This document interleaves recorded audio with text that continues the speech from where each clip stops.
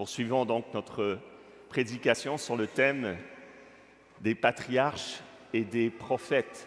Vous avez entendu que Jésus enseignait longuement les foules parce que nous avons une révélation qui est riche et qui remonte très loin dans l'histoire. Alors nous sommes partis d'Abraham le croyant et nous avons fait un petit chemin généalogique. Rappelez-vous Adam, Noé, Abraham, et qui a eu donc comme fils Isaac que Dieu a demandé en sacrifice mais qui lui a rendu, et Isaac lui-même aura deux fils, Ésaü et Jacob. Jacob qui s'appellera Israël. Je vous rappelle aussi le chemin qu'ils ont parcouru. Abraham est parti avec sa famille d'Ur en Chaldée, ce qui est l'Irak actuel, et avec son père et son neveu, avec son cousin, ils sont allés à Padan Aram, tout en haut de la carte. Et c'est là à Haran que Abraham a entendu l'appel à descendre dans le pays de Canaan, la flèche rouge qui descend. Abraham a eu comme fils Isaac. C'est une figure qui est moins riche au plan théologique. On a fait un petit saut, puis on est passé directement à Jacob. Jacob, c'est le frère jumeau d'Ésaü. Quand Rebecca a eu cet enfant, ça n'a pas été une grossesse heureuse parce qu'elle sentait les enfants qui se battaient dans son ventre. Elle a même dit, si c'est comme ça, Seigneur, prends ma vie. Mais Dieu lui a dit, voilà, il y aura une lutte entre ces deux frères.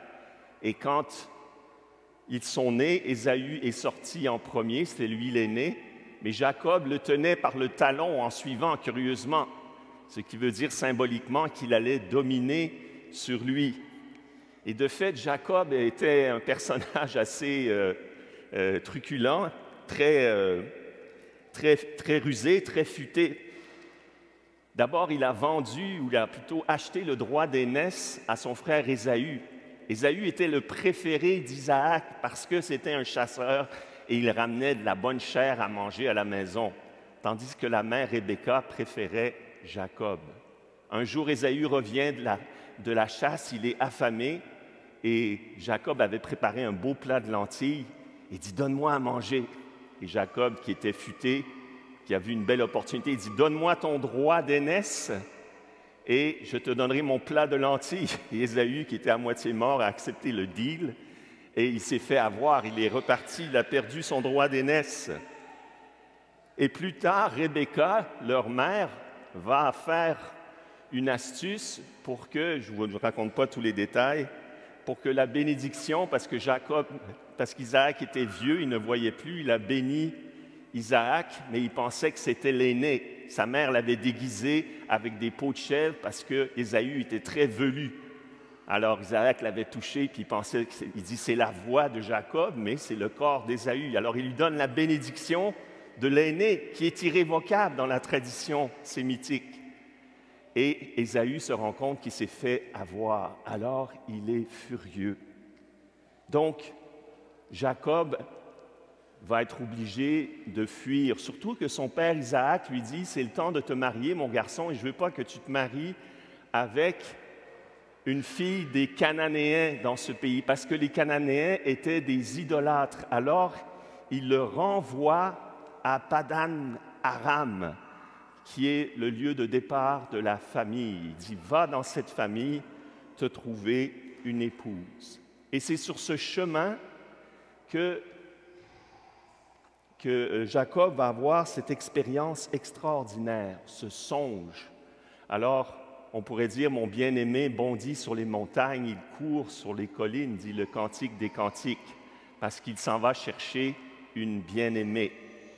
Et il fait une étape de nuit, et c'est là qu'il a ce fameux songe qu'on a entendu. Il a vu une échelle se dresser entre le ciel et la terre. Ici, vous avez une illustration de Chagall, qui est un peintre français du XXe siècle, et il montre bien que l'échelle de Jacob est une échelle nuptiale.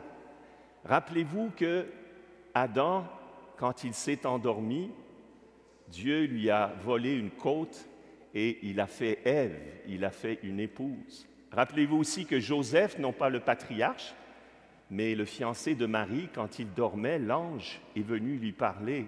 Il dit « Ne crains pas de prendre chez toi Marie, ton épouse, car ce qui est engendré en elle vient de l'Esprit Saint. » C'est dans cette nuit, par ce songe, que Joseph va apprendre que le ciel va descendre sur la terre. Et Jésus le dira lui-même, « Vous verrez le ciel ouvert et les anges de Dieu monter et descendre au-dessus du Fils de l'homme. » Donc, cette image de l'échelle, c'est l'image de l'incarnation. Dieu qui descend du ciel sur la terre pour habiter parmi nous. Mais cette échelle, on pourrait aussi dire, parce que comment est-ce qu'il est descendu, Dieu, sur la terre? Quelle était l'échelle entre le ciel et la terre? Eh bien, spirituellement, c'était Marie. Parce que si Marie n'avait pas dit oui, ben, ça n'aurait pas pu se faire, clairement. Donc, Marie est aussi cette échelle. L'ange est descendu du ciel, descendu de l'échelle, puis il est venu la saluer. « Acceptes-tu d'être la mère du Sauveur? » Et elle a accepté, et donc le ciel est descendu sur la terre par son obéissance, par son humilité. Et Marie est aussi une échelle parce qu'elle nous montre comment monter au ciel par l'obéissance de la foi, par ses vertus. C'est la seule créature qui est montée au ciel avec son corps. Alors, Jacob, il fait ce beau songe magnifique, je ne sais pas si c'était aussi coloré que ça, et il se réveille, il dit « En vérité, le Seigneur est en ce lieu et moi, je ne le savais pas. » Il fait une expérience de la proximité de Dieu comme peut-être jamais on l'avait faite dans l'histoire du salut. Il y a quelque chose de l'incarnation qui se vit à ce moment-là. Saint Jean nous dit que le Verbe s'est fait chair et il a habité parmi nous. Il a comme tremblé de la présence de Dieu si proche qu'il n'avait jamais expérimenté avant. Alors, il décide de prendre la pierre sur laquelle il avait posé sa tête pour dormir. Il va en faire une stèle comme un monument religieux. Il va répandre de l'huile dessus. Et cette pierre est importante. Les pères de l'Église nous disent qu'elle nous renvoie finalement au Christ lui-même, le Verbe fait chair.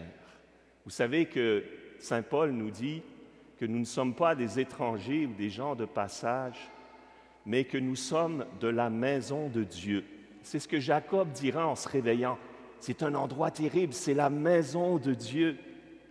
Et il dit, vous avez été intégrés, dit Saint Paul, à la construction qui a pour pierre d'angle le Christ Jésus lui-même. Toutes les nations sont rassemblées à partir de cette pierre d'angle. Mais ça va plus loin. Saint Pierre va s'entendre dire de la part de Jésus, qui va comme déléguer ce mystère de la pierre. Il dit, tu es pierre et sur cette pierre je bâtirai mon Église et les portes de la mort ne l'emporteront pas sur elle. Et ça va plus loin, tout ce que tu auras lié sur la terre sera lié dans le ciel. Tout ce que tu auras délié sur la terre sera délié dans le ciel. Donc nous voyons que l'Église est le lieu de cette échelle de Jacob.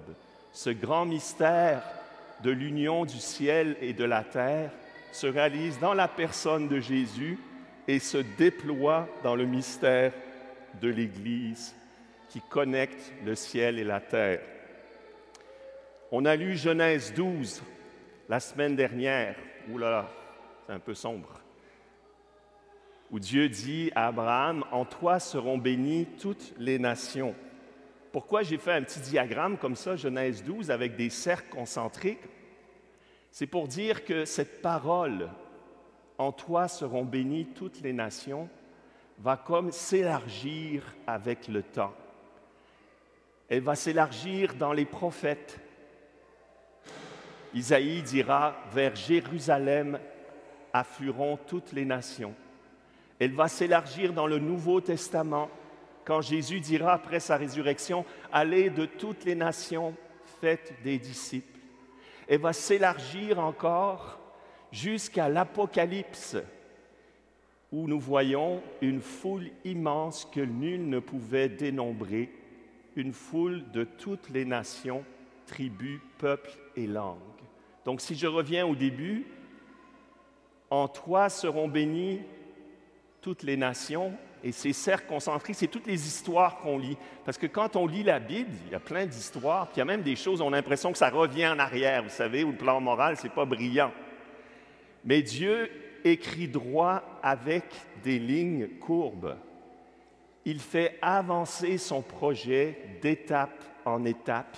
Il l'élargit, il le déploie, mais c'est toujours le même projet tout simple. C'est comme,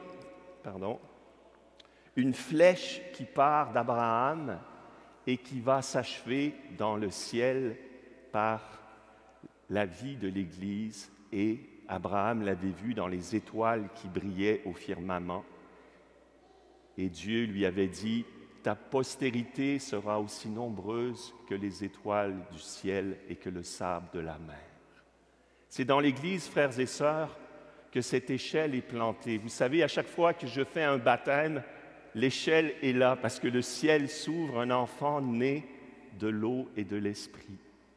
À chaque fois que je donne le pardon des péchés dans cette petite boîte au fond, l'échelle est là parce que le pardon descend du ciel dans le cœur de l'être humain qui peut rendre grâce en faisant remonter sa louange. L'échelle va être là tout à l'heure quand nous allons chanter « Saint, Saint, Saint, le Seigneur, le ciel et la terre sont remplis de ta gloire ». Dieu va descendre du ciel sur l'autel et descendre jusque dans votre cœur.